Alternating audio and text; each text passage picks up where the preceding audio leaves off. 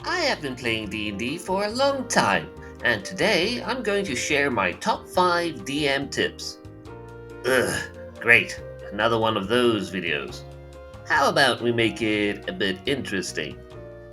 Today we're going to talk about the top 5 DM tips that turned out horribly for my table. That's better. Sounds a lot more clickbaity.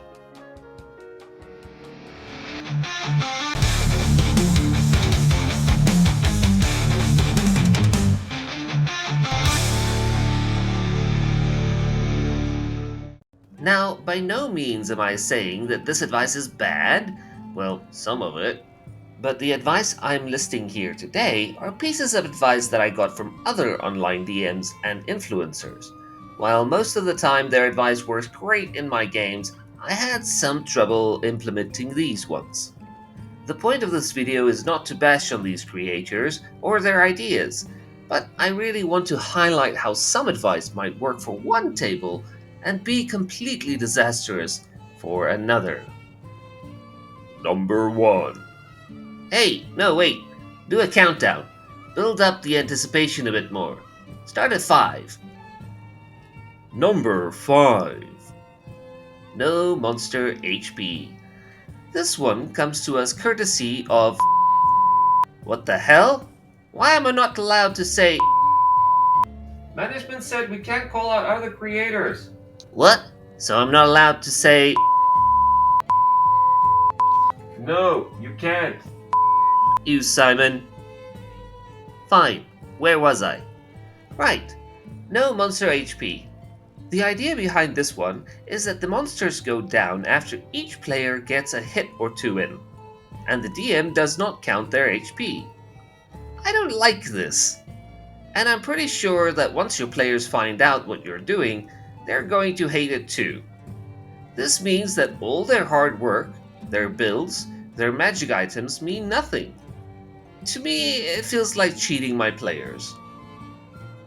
Number 4. Don't recap. Now, like most of the other tips, there's some merit to this. The idea behind it is that you don't recap what happened in the previous session, and let the players figure it out themselves. It is supposed to enforce better focus and note taking. Sadly, at my tables, all it does is cause the PCs to wander around aimlessly. It is not that it's a bad idea, there are just better ways to do it. I prefer to call on one of the players to recap what happened in the previous session and reward them with inspiration for doing it. Maybe this works for your table, but not for me. Number 3. Show monster HP. Oh boy.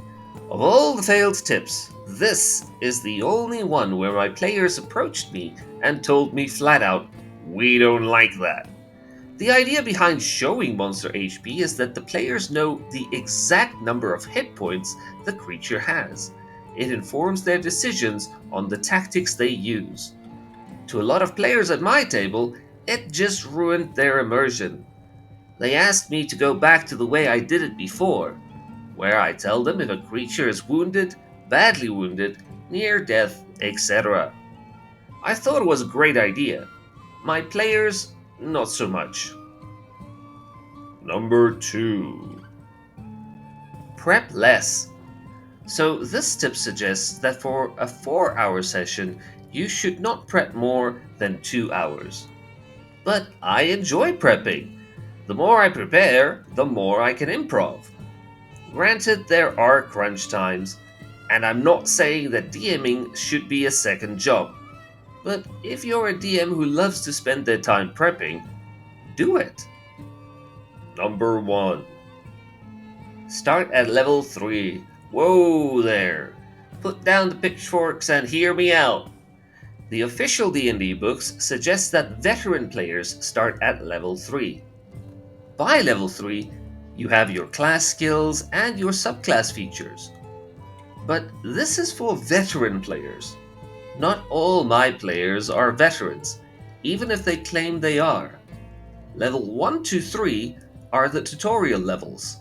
Not only do they teach the mechanics of the game, but for the class they're playing as well.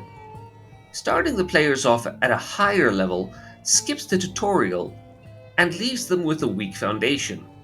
So I've been starting my games at level 1, moving through to level 2 and up to level 3 rather quickly, but still. Wow, what a great video! I think we all learned a valuable lesson today. But before we go, there's one more thing I would like to add. Advice is a valuable experience that is shared with you. But keep in mind that not all good advice would work for everyone equally. I encourage you to listen to people's advice and use what is helpful to you. Do the like and subscribe thingy, and I'll see you on the next one. Happy adventuring!